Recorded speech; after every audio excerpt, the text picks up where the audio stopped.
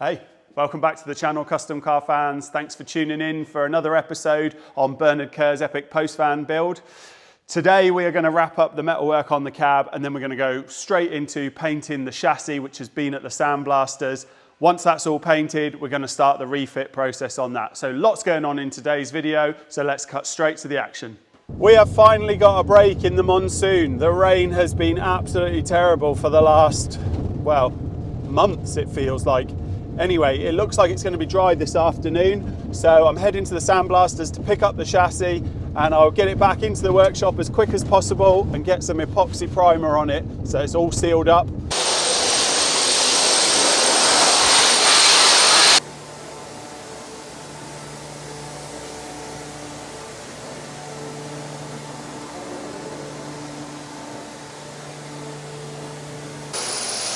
So we're all loaded up. We're all loaded up, they're blasting again, as you can probably hear. And we've got a little bit of blue sky, so fingers crossed we'll be good for getting back to the workshop in the dry. Sat stationary while there's dark clouds looming is not great. Oh, here we go, we're off. Okay, we're moving again, and actually it's brightened up a little bit again, so far so good.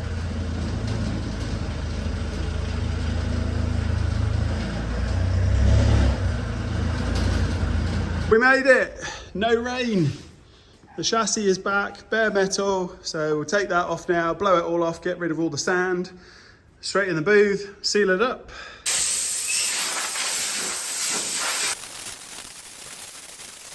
So I'm very careful to make sure that I don't touch the bare steel with either my hands or with the airline, which may well have grease and dirt on it, just so it doesn't get any contamination on there. The salt even in your sweat will cause fingerprints to rust up really quickly. So it's key now to get this in the booth and get it sealed up straight away so that we can encapsulate all that bare steel and protect it moving forwards.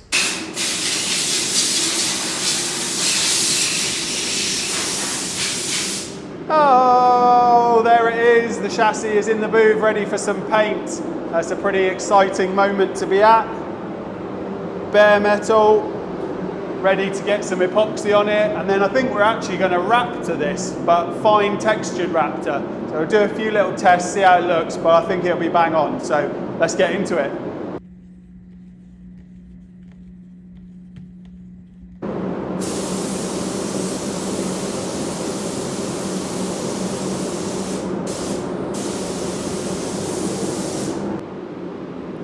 Oh, it's looking really good. It's always a great moment when you start getting paint on stuff. So that's 2-pack epoxy on there. That's anti-corrosive, waterproof, so that will protect the bare steel. And now once that's flashed off, we'll go straight over that with some 2K Raptor, which is like a textured bedliner type coating. But we got a little trick to make it a little bit more aesthetically pleasing. We reduced the texture, so that'll be a fine texture on here, and that'll add resistance to stone chips and stuff, but also give it a nice appearance. So to achieve the texture that we want, we've gone with a 1.6mm fluid tip, and it's thinned down about 20 to 30%, and then the 2K black added on top. So it's a tintable product, which means it comes as a sort of clear, milky liquid. And then you add your desired colour to it, so you can basically have it in whatever colour you like. But given that this is a chassis, black is the obvious and correct choice in my opinion. So you might not be able to see very well on the camera, but there is a slight texture to that. And certainly once the whole thing's coated, it will look really smart having a little bit of texture to it. It's also very durable, being a product used for truck bed liners, as well as many other things.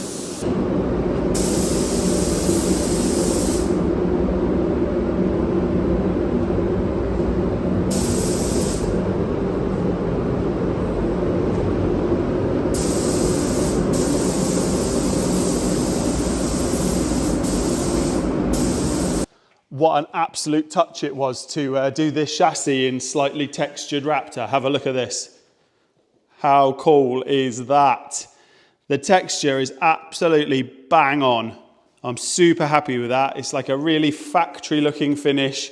Sometimes gloss black paint doesn't really work on a chassis. It doesn't look quite right. And equally, I'm not a big fan of powder coating either on the chassis. But that slight texture to it, yeah. Nathan's done a fantastic job of getting that all on really even. So thanks to Nathan. We are now ready to start building up the chassis. Oh yeah, here we go. Shiny bits going on. It's exciting. And we're rolling down the street before you know it. Shredding some tyres. They see me rolling. They're hating. I won't give up my day job. Because I enjoy it too much.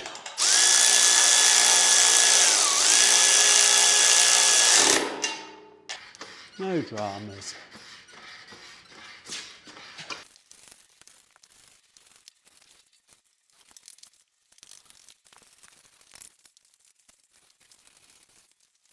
Well, sometimes things don't go 100% to plan, but luckily when you are prepared with the correct tools, you can get out of the shit. So this is a long reach 14 by 1.5 tap, which is the thread in the subframe up into the chassis.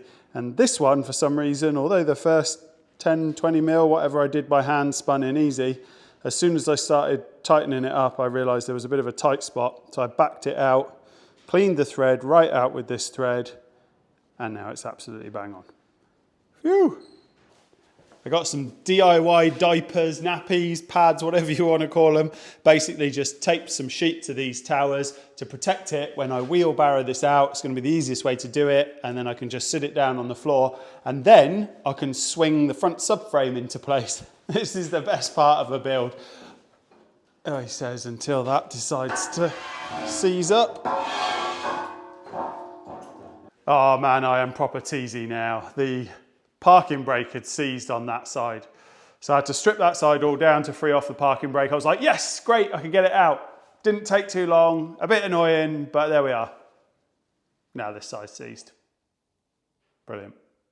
Okay, because I knew what it was this time around straight away, it didn't actually take too long. I'm a little bit cheerier now, less grumpy.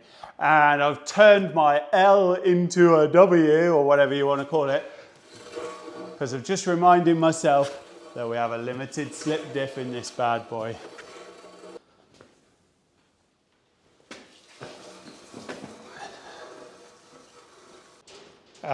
So there is still one job I've got to do. I'm glad I remembered. I've got to swap out 2 of the studs in the top mounts on both sides, so 2 studs on each side, with longer ones, because they have to take up the extra thickness of the strut brace and obviously then still get a nut on the top. So I'm going to have a go at just pressing them out, and then I've got loads of access on this car, so I should just be able to nut and bolt that. Let's see if this works. I've got faith.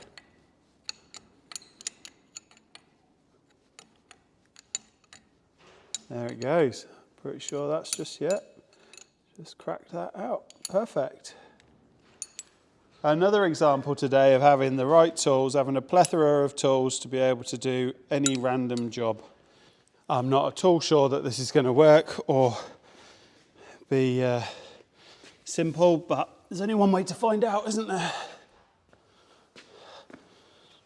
Problem with this subframe is it just moves all over the place, no matter what you try and do.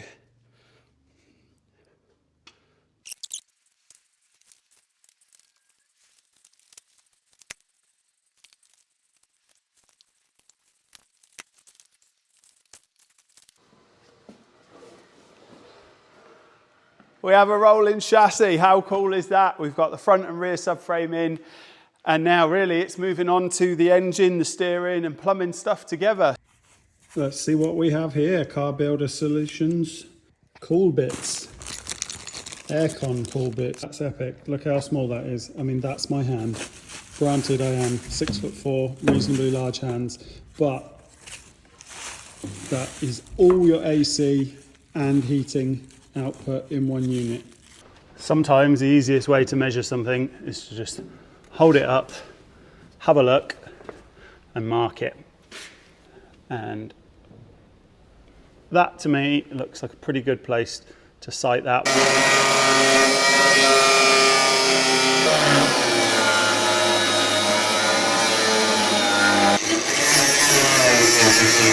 It's pretty thick gauge, this bulkhead steel, so I'm glad I only cut a little window out rather than the whole lot, because that would have been a bit excessive. And actually I might just cut this down to here, and if I make a nice plate from the inside, we might get away with putting like a little filter. Maybe I'll make a little dome mesh or something to go on there, look quite cool, and that can be the air coming into the fans, and then this can be the ducting going out. Time to fold the brackets for the AC unit. I'll mark them up and we'll get them folded. I'm not sure that the coffee kicked in quite yet because I've made 2 left-handed ones.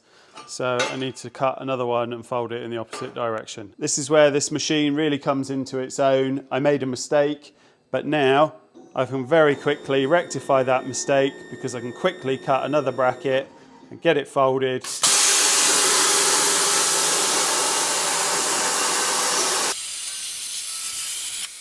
So there we go, you see, accurately cut, and now we can fold that up and we're back on track within minutes. Time to weld it in.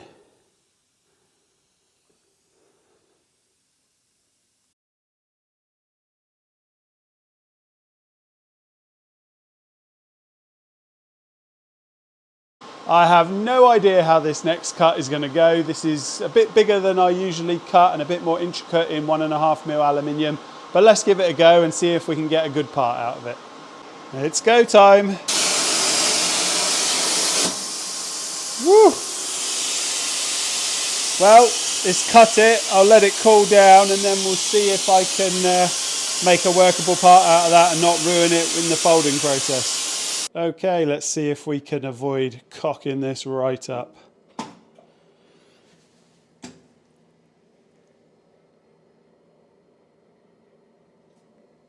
Number 2.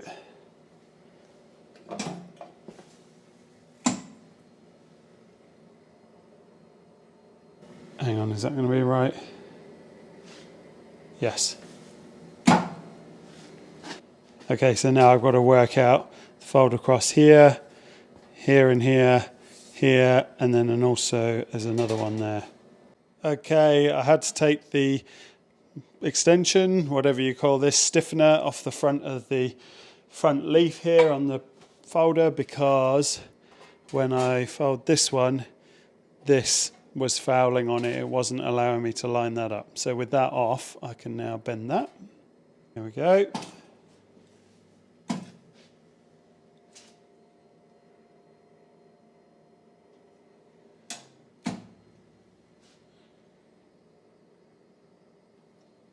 Okay, this is where we could reveal some errors. This flange has got to come up and hopefully be in line with that. I'm certainly no press brake operator, but I'm doing my best. Now we're on to the really tricky one because I think I'm going to have to fold a fold here before then coming back to do that one. Okay, I went ahead and did that fold without the camera on. Apologies, missed a step.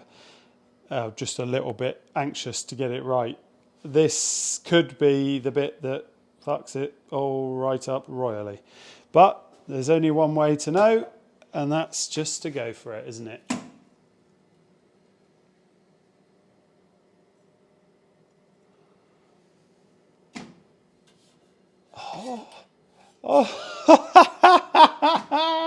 I reckon that's pretty good.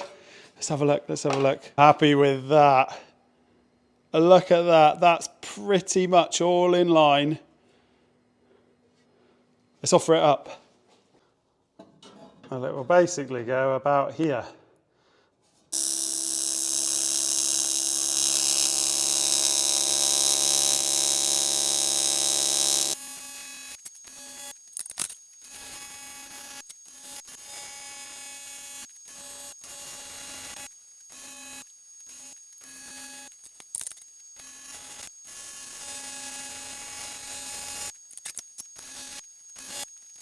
And so we've got the aircon mounted on its brackets.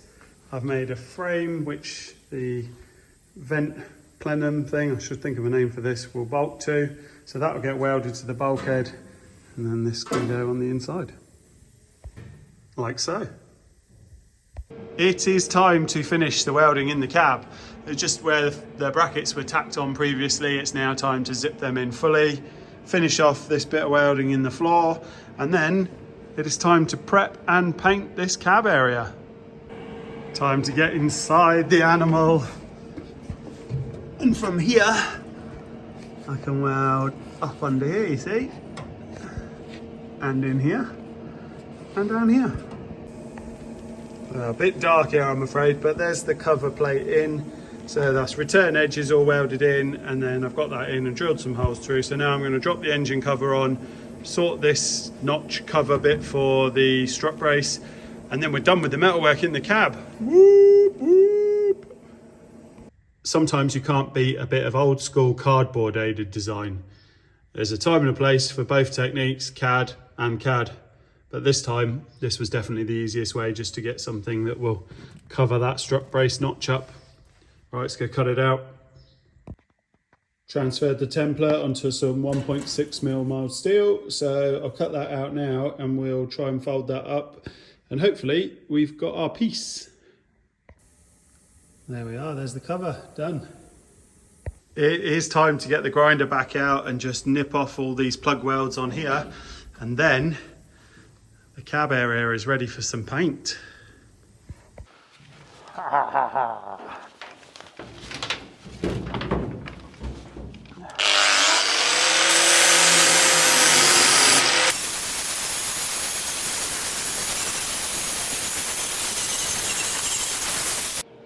Just when you think you're pretty much finished with the welding and ready for paint, there's always some little bit that you've forgotten. So this is a little sort of slice and a step down bit, that like a recess that we've put into the floor for the BMW throttle pedal. It's a drive-by-wire throttle. So we've used the plastic housing and everything because it's got obviously mounting holes, and it's just a neat way of doing it. But this needs closing off. So a little bit of strip. I'm just going to cut the angles on that. I've marked that up, and then I can weld that in. And I think that's the last of the welding. Well, that has felt like a little bit of a marathon, to be honest, finishing up the little bits of welding. There were some holes in the bulkhead here that I had to blank off because they were redundant, no longer being used. Some of them small little screw holes and that. Others a little bit bigger, like the size of a repair washer. So I got those welded up and I thought it was all done, and then it was onto the little bit under the drive-by-wire pedal. So that's done. So now I think we are ready, finally, to put some coatings on this bare steel and protect it all.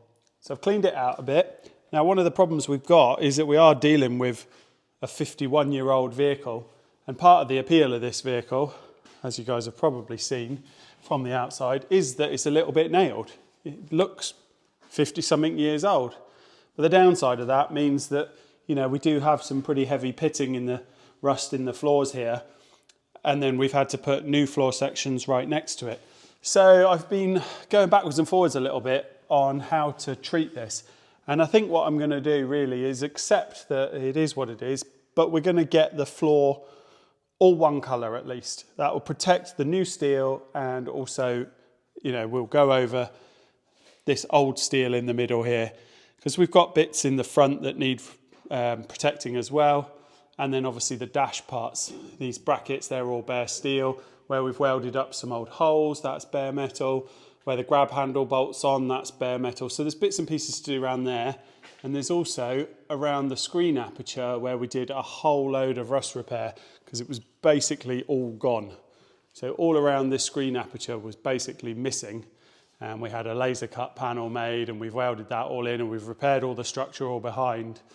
So that all needs painting and aging in. So the coatings part of the process is going to be a little bit of trial and error, really, when you're trying to age in the paintwork to make it look old and knackered. There's a few little techniques, but I think we'll cover that in the next video. There's quite a lot in that on its own, really, so we'll cover that in the next one, I think. Thank you so much for watching, everybody. As always, please click like, subscribe, follow along with all the progress, and we'll see you in the next one.